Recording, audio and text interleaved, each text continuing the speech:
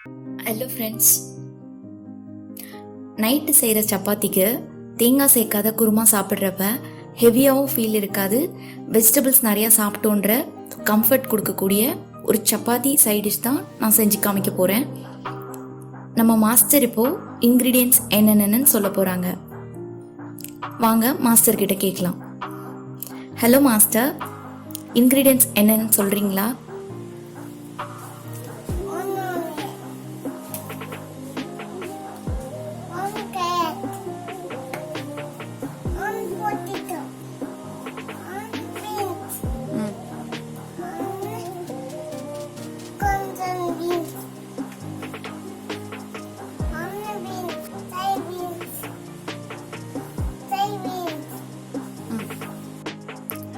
Master, நீங்கள் சொன்ன vegetables எல்லாம் ரெடி. நெக்ஸ்ட் ஸ்டெப் என்ன மாஸ்டர்?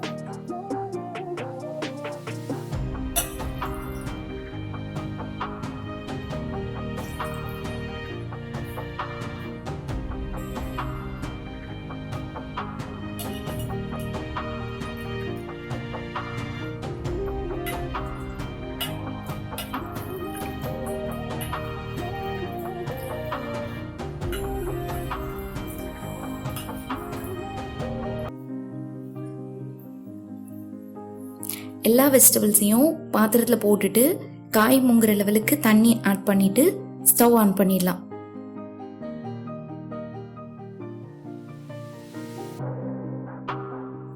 நல்லா கொதிச்சு 25% குக் ஆனதும் மஞ்சள் தூள் சேர்த்துட்டு சிம்மில் வச்சுட்டு மூடி போட்டு வேக வச்சுக்கோங்க.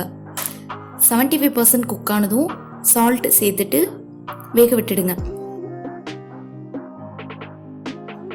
காய் நல்லா வந்ததும் லைட்டாக கரண்டியை வச்சு மசிச்சு விட போகிறோம்.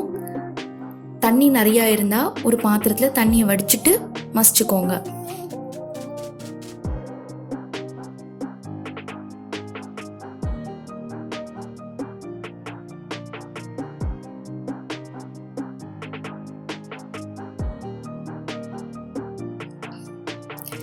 தென் கரம் மசாலா 1 டீஸ்பூன் சேர்த்து ஒரு கொதி வந்ததும் ஸ்டவ் ஆஃப் பண்ணிடுங்க.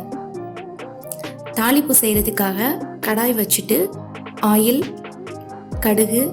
கடுகு வெடிச்சதும் சினமன், பட்டை சின்ன பீஸ் 2, cloves கிராம்பு 2, சோம்பு பெருஞ்சீரகம் 1/4 டீஸ்பூன், கறி லீவ்ஸ் போட்டுடலாம். தாளிப்பு ரெடியானதும் வெஜிடபிள்ஸோட ஆட் பண்ண வேண்டியது தான். சப்பாத்தி ரெடி பண்ணுற டைமுக்குள்ளே இந்த சைட் டிஷ்ஷை செஞ்சு முடிச்சிடலாம்.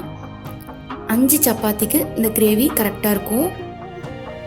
இந்த டிஷ் உங்களுக்கும் பிடிச்சிருக்கும்னு நினைக்கிறேன். செஞ்சு பார்த்துட்டு டேஸ்ட் எப்படி இருக்குன்னு கமெண்ட் பண்ணுங்கள். தேங்க்யூ.